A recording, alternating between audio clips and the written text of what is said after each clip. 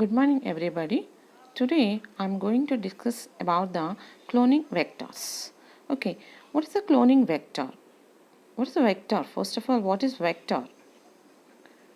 Okay, vector is a molecule, DNA molecule, which transport the required DNA fragment into the host cell is known as vector. Okay, it can be defined as a cloning vector is a DNA molecule in which foreign required DNA can be inserted and which is further capable of replicating within the host cell to produce multiple clones of recombinant DNA. Okay, vector is a molecule, DNA molecule, which transport the required DNA into the host cell, but the cloning vector is different from normal vector. Cloning vector means it should produce the multiple clones of recombinant DNA by having the origin of replication within the vector. Then it is known as cloning vector. Examples for cloning vectors are plasmids, bacteriophages. These are the natural vectors, but many other cloning vectors are synthesized artificially. They are BAC, bacterial artificial chromosome, YAC, that is yeast artificial chromosome, cosmids, phasmids, etc. are also examples for cloning vectors. Okay. Okay మనకు ఈ cloning వాహకాలు అంటే ఏంటి? ముందుగా మనం వాహకం అంటే ఏంటో తీసుకుందాం. వాహకము అంటే మనకు ఇప్పుడు జనరల్గా వాహనాలు అనేవి మనం పేర్లు వింటుంటాం. వాహనాలు అంటే ఏంటి? అవి ఏం చేస్తున్నాయి? వస్తువుల్ని ఒక చోటి నుంచి ఇంకొక చోటికి ట్రాన్స్పోర్ట్ చేయడం అనేది జరుగుతుంది. అంటే అదే మాదిరిగా మనకు ఈ క్లోనింగ్ వెక్టార్స్ అనేటివి ఏం చేస్తాయి అంటే డిఎన్ఏ మాలిక్యూల్ని మనకు కావాల్సినటువంటి డిఎన్ఏ ఫ్రాగ్మెంట్ లేదా జీన్ ఆఫ్ ఇంట్రెస్ట్ ఏదైతే ఉందో దాన్ని ఒక ప్రాంతం నుంచి ఇంకొక ప్రాంతంలోనికి అంటే అతిథేయ కణాల్లోనికి తీసుకెళ్లడం అనేది జరుగుతుంది. ఈ క్లోనింగ్ వెక్టర్ని ఏ విధంగా మనము డిఫైన్ చేస్తాం? ఈ క్లోనింగ్ వెక్టర్ని ఏ విధంగా డిఫైన్ చేస్తామంటే ఇట్స్ అ డిఎన్ఏ మాలిక్యూల్ అంటే విచ్ ఈజ్ ఇన్సర్టెడ్ డిఎన్ఏ మనకు కావలసినటువంటి డిఎన్ఏ ఫ్రాగ్మెంట్ని కలిగి ఉండి అంటే మనం తయారు చేసినటువంటి పునఃసంయోజన డిఎన్ఏ అనేది ఏమవుతుంది? హోస్ట్ సెల్లోనికి ప్రవేశించబడి అక్కడ మెనీ నెంబర్ ఆఫ్ కాపీస్ని ఎక్కువ సంఖ్యలో మనకు అదే విధమైనటువంటి రికాంబినెంట్ డిఎన్ఏను ఉత్పత్తి చేయగలిగితే దాన్ని మనము క్లోనింగ్ వెక్టార్గా చెప్పుకోవడం అనేది జరుగుతుంది. ఉదాహరణకు ప్లాస్మిడ్లు మరియు బ్యాక్టీరియోఫేజెస్. ఈ ప్లాస్మిడ్లు బ్యాక్టీరియోఫేజెస్ అనేవి మనకు సహజసిద్ధంగా లభించేటువంటి వెక్టార్స్గా మనము చెప్పుకుంటాం. అవి కాకుండా కృత్రిమంగా ఆర్టిఫిషియల్గా మనము ఎన్నో రకాల ఇతర రకాలైనటువంటి వెక్టార్స్ని కూడా తయారు చేయడం జరిగింది. అవి కాస్మిడ్స్, ఫేజ్మిడ్స్ మరియు వైఏసి వేస్ట్ ఆర్టిఫిషియల్ క్రోమోజోమ్, బిఏసిస్ అంటే బ్యాక్టీరియల్ ఆర్టిఫిషియల్ క్రోమోజోమ్. ఇవన్నీ కూడా మనము సింథసైజ్ చేసినటువంటి కొన్ని క్లోనింగ్ వెక్టార్స్కి ఉదాహరణలుగా మనము చెప్పుకోవచ్చు. అంటే క్లోనింగ్ వెక్టార్ అంటే ఏంటి? మనకు కావలసినటువంటి డిఎన్ఏ ఫ్రాగ్మెంట్ని కలిగి ఉండి అదేం చేస్తుంది? ఒక హోస్ట్ సెల్లోనికి ప్రవేశించి అది రికంబనెంట్ డిఎన్ఏ ఏదైతే ఉందో మనకు కావాల్సిన జీన్ ఏదైతే ఉందో దానిని అధిక సంఖ్యలో ఉత్పత్తి చేయగలిగే కెపాసిటీని కలిగి ఉన్న వాటిని మనము క్లోనింగ్ వెక్టార్స్గా చెప్పుకోవడం అనేది జరుగుతుంది. Okay, what is the characteristics or features of cloning vectors? It must consist of 3 important features. One is the origin of replication. Okay, first one is the origin of replication and it should produce many number of copies of gene of interest. Okay, మనం ఏదైతే జీన్ని మనము దానిలోకి వెక్టార్లోనికి insert చేసి ఉంటామో ఆ జీన్ని అధిక సంఖ్యలో ఉత్పత్తి చేయడానికి వీలుగా దీనిలో ప్రతికృతి ప్రారంభ ప్రాంతం అనేది ఖచ్చితంగా కలిగి ఉండాలి. That is the first one. Next second one is presence of selectable markers. అంటే మనకు సెలెక్టబుల్ మార్కర్స్ అనేది కలిగి ఉండాలి. ఎందుకు సెలెక్టబుల్ మార్కర్స్ అంటే these are useful to detect the recombinant DNA. Okay, మనకు అన్ని హోస్ట్ సెల్స్ కూడా రికంబనెంట్ డిఎన్ఏని కలిగి ఉండకపోవచ్చు. కొన్ని సెల్స్లోకి రికంబనెంట్ డిఎన్ఏ ప్రవేశించి ఉండవచ్చు, కొన్ని సెల్స్లోకి ప్రవేశించి ఉండకపోవచ్చు. So it should be detected. ఆ డిటెక్షన్ అనేది మనకు ఈ సెలెక్టబుల్ మార్కర్స్ ద్వారా జరుగుతుంది. సాధారణంగా సెలెక్టబుల్ మార్కర్స్గా వచ్చేసి యాంటీబయాటిక్ రెసిస్టెంట్ జీన్స్ అనేటివి మనకు సాధారణంగా సెలెక్టబుల్ మార్కర్స్గా ఉండడం అనేది జరుగుతుంది. Generally the antibiotic resistant jeans present in the vectors act as a selectable markers. Okay, this is the second one. Third one is it should contain the unique restriction sites for restriction enzymes. Okay, మూడవ point ఏంటంటే ఆ వెక్టార్గా అది act చేయాలంటే compulsory మనకు ఈ restriction sites అనేది కలిగి ఉండాలన్నమాట.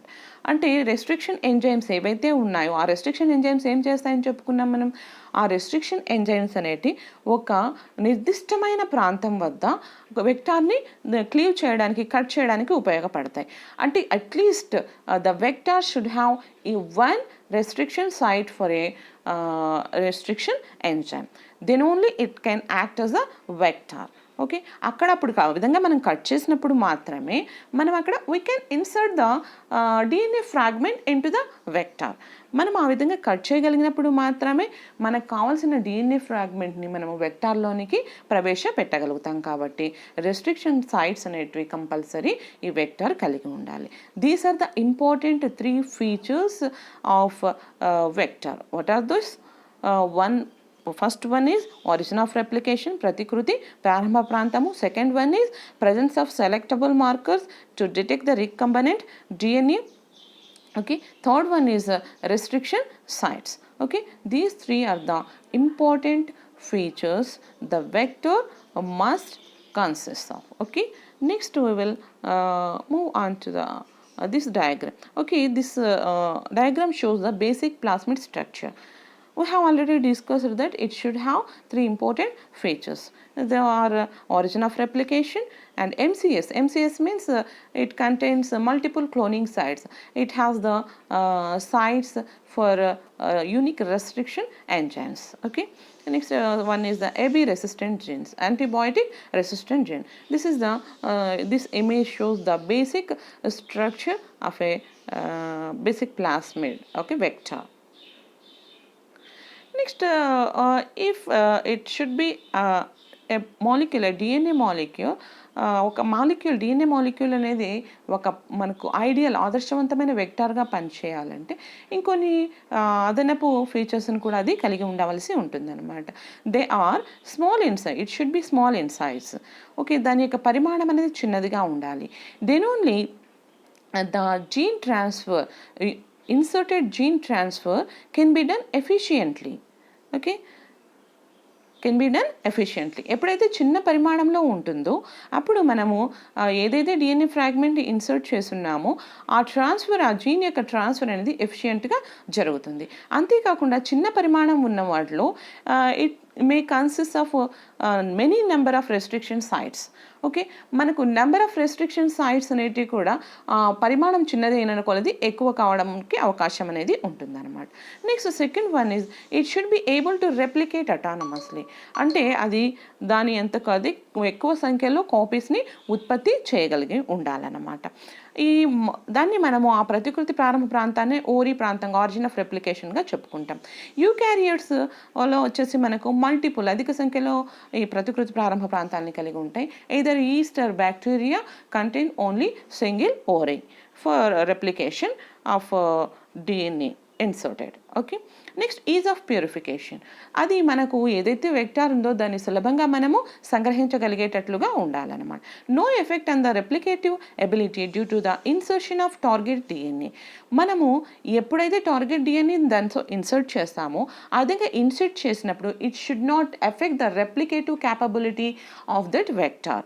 అంటే అది దాని యొక్క రెప్లికేషన్ కెపాసిటీని ఎప్పుడు కూడా ఎఫెక్ట్ చేయకూడదు, దాన్ని ప్రభావితం చేయకూడదు.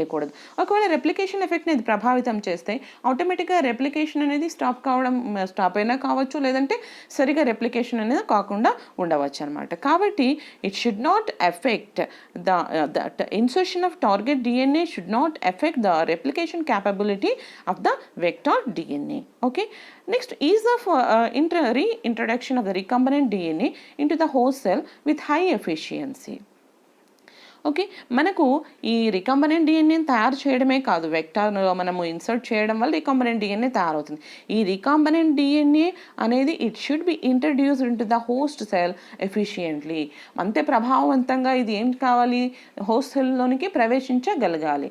Then only it can be easily cloned. ఒకవేళ దానిలోకి హోస్ట్ సెల్‌లోకి ప్రవేశపెట్టబడలేదు అంటే it should not be cloned. కాబట్టి many number of copies we can't produce. Okay.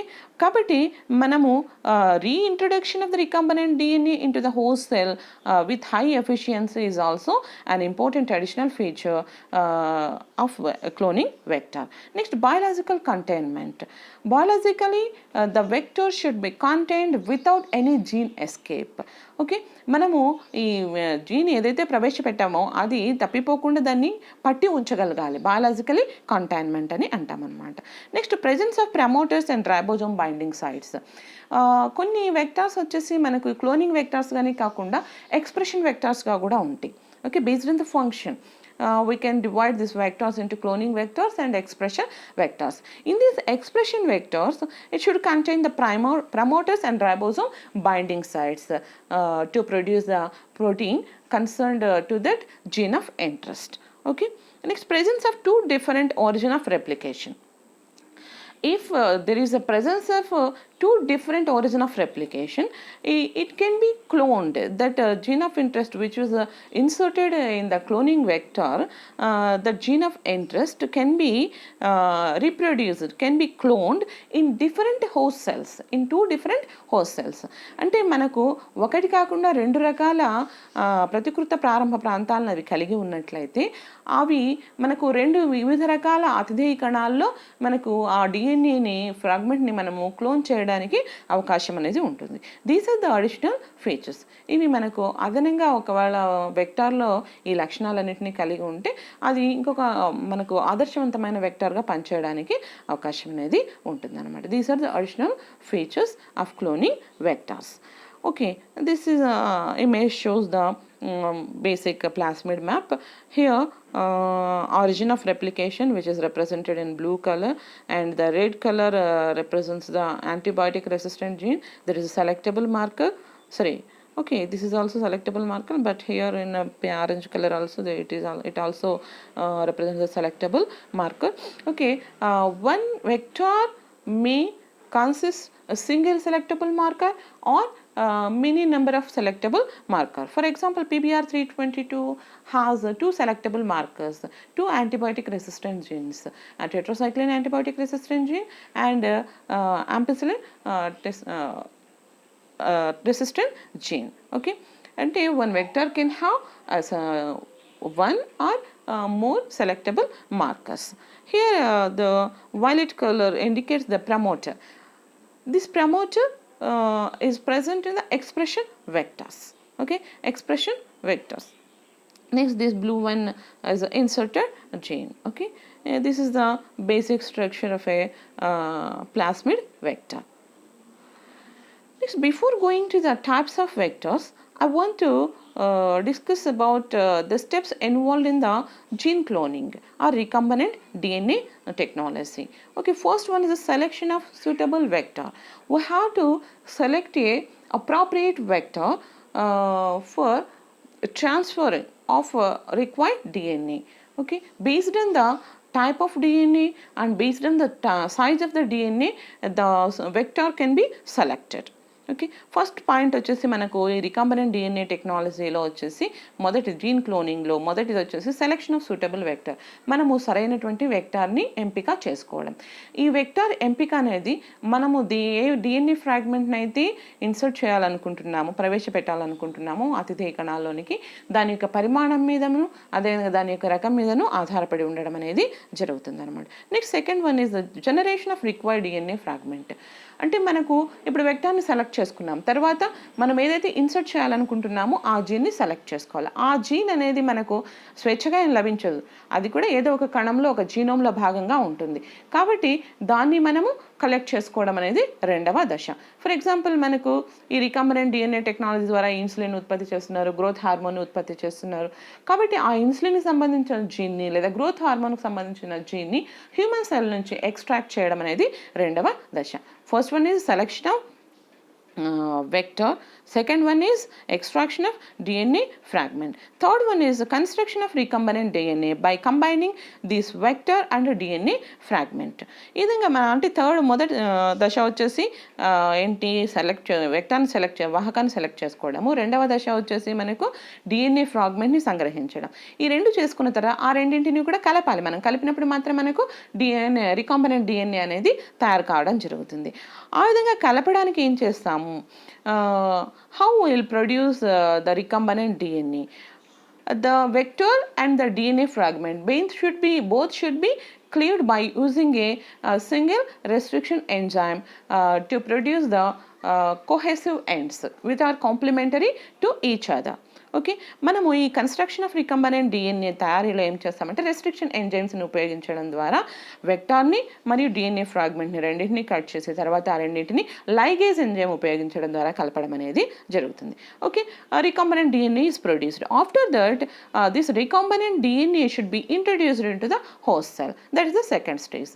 తర్వాత రికంబనెంట్ డిఎన్ఏ తయారైన తర్వాత దాన్ని మనము హోస్ట్ సెల్లోనికి ప్రవేశపెట్టాలి. ఈ విధంగా హోస్ట్ సెల్లోని ప్రవేశపెట్టడం అనేది తర్వాతి దశ. ఈ విధంగా హోస్ట్ సెల్లోని ప్రవేశపెట్టడానికి హోస్ట్ సెల్గా జనరల్గా బ్యాక్టీరియల్ సెల్స్ అనేవి యాక్ట్ చేస్తూ ఉంటాయి. CSCL2 మీడియంని కానీ లేదా ఎలక్ట్రోపోరేషన్ మెథడ్ని కానీ ఉపయోగించడం అనేది జరుగుతుంది అనమాట. To introduce the recombinant DNA in to the host cell we will use the calcium chloride media or electroporation method. Okay, దాన్ని ఇంట్రడ్యూస్ చేయడం అయిపోయింది. నెక్స్ట్ ఇంట్రడ్యూస్ చేసిన తర్వాత that inserted DNA should be cloned. It should be produce there should be production of many number of gene of interest. Okay, the next stage is multiplication of DNA fragment along with the host cell. Okay, that is the last stage. తర్వాత మనము insert చేసిన తర్వాత దాంట్లో host సెల్లోనికి ప్రవేశపెట్టబడింది. Host సెల్లోని ప్రవేశపెట్టబడిన తర్వాత ఆ రికంబనెంట్ DNA అనేది అధిక సంఖ్యలో ఉత్పత్తి కాబడాలి. మనం ప్రవేశపెట్టినటువంటి అత్యకణాలు, అది తర్వాతి దశ అనమాట. These are the steps involved in recombinant DNA technology or gene cloning. Okay ma, this image shows the prediction of or generation of recombinant DNA. Here we will take the plasmid as a vector. This is the targeted gene or gene of interest or DNA, a foreign DNA fragment which has to be combined or inserted into the plasmid. Okay, this plasmid and targeted gene both should be cleaved or digested with the treatment of a single restriction enzyme. Then only it produces the cohesive ends which are complementary to each other. When we use the DNA ligase enzyme, they can be combined and form the recombinant DNA. Okay, మనకు ఈ రెండు plasmid మరియు target gene రెండింటినీ కూడా ఒకే రకమైనటువంటి restriction ఎంజైమ్తో మనం treat చేసినప్పుడు అవి వచ్చేసి మనకు స్టిక్కీ ఎండ్స్ని తయారు చేయడం జరుగుతుంది.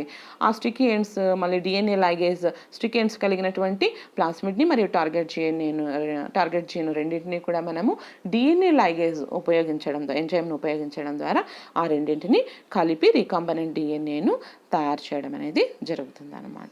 Okay, this recombinant DNA is produced. Okay, after the recombinant DNA production, we have to insert that DNA into the host cell. Here all the steps involved in the recombinant DNA technology are showed.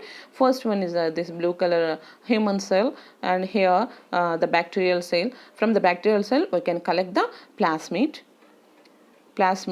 and from the human cell we collect the gene of interest. For example, here it is noted that this was a human growth hormone. Okay, this human growth hormone gene concerned with the human growth hormone and the plasmid both are treated with the E. coli or when restriction enzyme. Both are treated with the same restriction enzyme to produce the cohesive ends. These both targeted DNA and plasmid combine together to form a recombinant DNA by using the DNA ligase enzyme. After production of the recombinant DNA, it can be transferred into the host cell, that is a bacterial cell. Okay, this is the procedure, this is the steps involved in the recombinant DNA technology. Okay ma, Next, this recombinant DNA technology or gene cloning is described by Stanley Cohen and co-workers. Okay, the method of gene cloning is described by Stanley Cohen and co-workers. ఈ రికంబనెంట్ DNA లేదా gene cloning method అనేది మొట్టమొదటిసారిగా Stanley Cohen మరియు అతని సహచరులతో మనకు వివరించబడడం అనేది జరిగింది. The first gene cloning experiment in the first gene cloning experiment, PSC101 plasmid was used for cloning the E. coli kanamycin resistant gene. మనకు మొట్టమొదటిసారిగా ఈ జీన్ క్లోనింగ్ అనేటువంటి ప్రాసెస్ అనేది PSC101 ప్లాస్మిడ్ ఉపయోగించడం ద్వారా ఈ కోలై బ్యాక్టీరియల్ సెల్లో కానామైసిన్ రెసిస్టెంట్ జీన్ని క్లోన్ చేయడం అనేది జరిగింది. ఓకే, ఫస్ట్ టైం మనకు ఈ జీన్ క్లోనింగ్ ఎక్స్పెరిమెంట్లో వాడినటువంటి ప్లాస్మిడ్ వాహకం ఏది PSC101 అండ్ ప్రొడ్యూస్ చేసిన ఇన్సర్ట్ చేసినటువంటి జీన్ వచ్చేసి కెనామైసిన్ రెసిస్టెంట్ జీన్ అనే దాన్ని అధిక సంఖ్యలో ఉత్పత్తి చేయడం అనేది జరిగింది. Okay, generally natural plasmids are not suitable vectors for gene cloning. అయితే సాధారణంగా ఈ న్యాచురల్ ప్లాస్మిడ్స్ అనేటివి మనకు బ్యాక్టీరియల్ కణాల నుంచి గ్రహించేటువంటి ప్లాస్మిడ్ అంటే ఏంటి అని చెప్పుకున్నాం ఇంతకుముందు క్లాస్లో మనం చెప్పుకున్నాం. ప్లాస్మిడ్ అనేది extra chromosomal circular DNA which is present in the bacterial cell. Okay, మనకు ఈ ప్లాస్మిడ్ అనేది ఎక్స్ట్రా అదనంగా క్రోమోజోమ్కు అదనంగా ఉండేటువంటి వలయాకారంలో ఉండేటువంటి చిన్న చిన్న DNA మాలిక్యూల్స్నే మనము ప్లాస్మిడ్లుగా చెప్పుకోవడం జరుగుతుంది. ఈ న్యాచురల్గా లభ్యమయ్యే ప్లాస్మిడ్స్ కానీ బ్యాక్టీరియోఫాజెస్ కానీ సాధారణంగా మనకు సూటబుల్ వెక్టార్స్గా ఉండవు. వాటిలో కొన్ని మోడిఫికేషన్స్ చేయడం ద్వారా, కొన్ని మార్పులు అనేటివి చేయడం ద్వారా వాటిని మనము సూటబుల్ వెక్టార్స్గా తయారు చేయడం అనేది జరుగుతుంది అన్నమాట. ఓకే, మనకు డిఫరెంట్ క్లోనింగ్ వెక్టార్స్ అనేటివి కాలక్రమేణా అభివృద్ధిలో మనకు పరిశోధనల ద్వారా డిఫరెంట్ వెక్టార్స్ అనేటివి తయారు చేయడం అనేది జరిగింది. ఫస్ట్ టైం 1973లో ప్లాస్మిడ్ని వెక్టార్గా ఉపయోగించడం జరిగింది. After that, in 1974, bacteriophage Lambda, the bacteriophage means the virus which infects the bacteria, can be used as a vector. Okay, in 1974, bacteriophage Lambda was used as a vector. Okay, after in 1977, the natural plasmids are modified and produced the plasmid PBr322 from the E. coli plasmid. Okay, మనకు కృత్రిమంగా అంటే కొన్ని modifications చేసి 1977లో వచ్చేసి PBr322 అనేటువంటి ప్లాస్మిడ్ని తయారు చేయడం అనేది జరిగిందనమాట.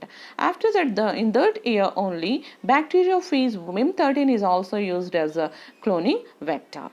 In 1978, the artificial vector COSMID, which has the characteristics of both the plasmid and bacteriophage, was produced and used as a vector in 1978. 1978 సంవత్సరంలో కాస్మిడ్ అనేటువంటి కృత్రిమ వాహకాన్ని తయారు చేయడం ద్వారా దాన్ని వాహకంగా ఉపయోగించడం జరిగింది. ఈ కాస్మిడ్ అనేది ప్లాస్మిడ్ క్యారెక్టర్స్ కొన్ని, అదేవిధంగా బ్యాక్టీరియోఫేజ్ యొక్క క్యారెక్టర్స్ కొన్ని కలిగి ఉంటుంది అనమాట. కలిగి ఉండి ప్లాస్మిడ్ లేదా బ్యాక్టీరియోఫేజ్ కంటే ఎక్కువ పరిమాణంలో ఉండేటువంటి DNA అనేది ట్రాన్స్ఫర్ చేయగలిగే కెపాసిటీని కలిగి ఉంటుంది. కాబట్టి 1978లో ఈ కాస్మిడ్ అనేటువంటి క్లోనింగ్ వెక్టార్ని ఉత్పత్తి చేయడం అనేది జరిగింది. In 1987 yeast artificial chromosome was synthesized. 1987వ సంవత్సరంలో కాస్మిడ్ కంటే కూడా ఎక్కువ పరిమాణంలో ఉండేటువంటి దాదాపు 1000 kb వరకు డిఎన్ఏని తీసుకుపోగలిగేటువంటి ఈస్ట్ ఆర్టిఫిషియల్ క్రోమోజోమ్ YACని తయారు చేయడం అనేది జరిగింది. In 1990 bacteriophage P1 is synthesized and 1992 bacterial artificial chromosome BAC was synthesized. 1992లో BAC అనేటువంటి మరొక ఆర్టిఫిషియల్ క్రోమోజోమ్ని వాహకంగా ఉపయోగించడం అనేది జరిగింది. In 1994 P1 artificial chromosome PAC was synthesized and in 1997 human artificial chromosome HAC was synthesized. Okay, in 2007 there is recently maize mini chromosomes are also used as vectors. Okay, this is a gradual development and the development of cloning vectors. ఈ విధంగా మనకు క్రమంగా కాలక్రమేణా ఎక్కువ పరిమాణంలో ఉండేటువంటి డిఎన్ఏను, అదేవిధంగా ఎఫిషియెంట్గా డిఎన్ఏను introduce చేయగలిగేటువంటి cloning వెక్టార్స్ని అభివృద్ధి క్రమంలో సింథసైజ్ చేయడం, తయారు చేయడం అనేది జరిగింది. వాటిని ఇప్పుడు జెనెటిక్ ఇంజనీరింగ్లో ఉపయోగించడం అనేది జరుగుతుంది. అయితే వీటిలో ఎక్కువ పాపులర్గా ఉపయోగిస్తున్నవైతే మనకు PBR 322, POC 8 or 9 series and bacteriophage, lambda bacteriophage and M13 bacteriophages అనేటివి చాలా ఎక్కువగా జెనెటిక్ ఇంజనీరింగ్లో వినియోగించడం అనేది జరుగుతుంది. ఓకేమా, this is about the different characters are important features of the cloning vectors and different types of cloning vectors. In the next class we will discuss one by one in the next class. Okay మనకు తర్వాత క్లాసుల్లో మనము ఈ different vectors అనేటువంటి plasmids, bacteriophages, cosmids, YSA and BSS గురించి తర్వాత తరగతిలో తర్వాత క్లాస్లో చెప్పుకోవడం జరుగుతుంది. Okay, thank you for listening.